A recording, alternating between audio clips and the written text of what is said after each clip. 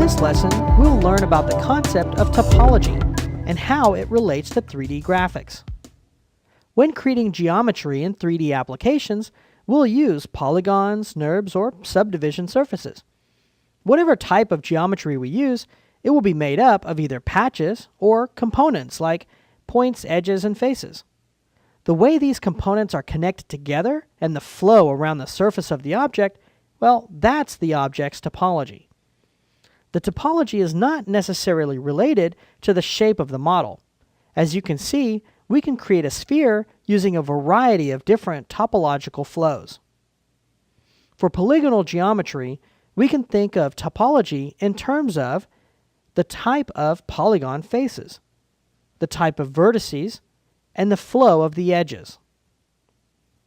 Polygon faces can be three-sided triangles, four-sided quads, or n-gons that have 5 or more sides. Now, depending on your pipeline, there may be a requirement for geometry to only be triangles or quads. Vertices can be defined by their valence, or number of edges flowing from that point. Vertices will often have 3 or 4 edges attached to it, but it may have more. A pole is a vertex with more than 4 edges flowing into it. These points occur when geometry flows down into a single spot, as on the ends of a sphere, or when trying to merge together edges flowing in from different directions. Now, poles can be problematic because as we smooth the geometry, adding more and more polygons, the poles will never be eliminated and can cause visual artifacts. Now, in some cases, poles are just unavoidable. And in these cases, it's often advisable to move those poles to less conspicuous locations or areas of less deformation.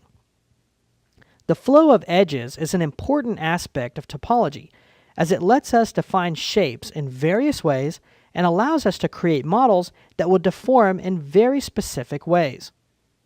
This can be especially important when building characters. For instance, we may need a model of a character to smile for a particular shot.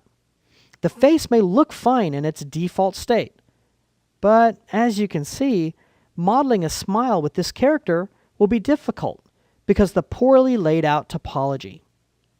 We can use a variety of tools to reroute the topology to better accommodate the type of deformation that we want.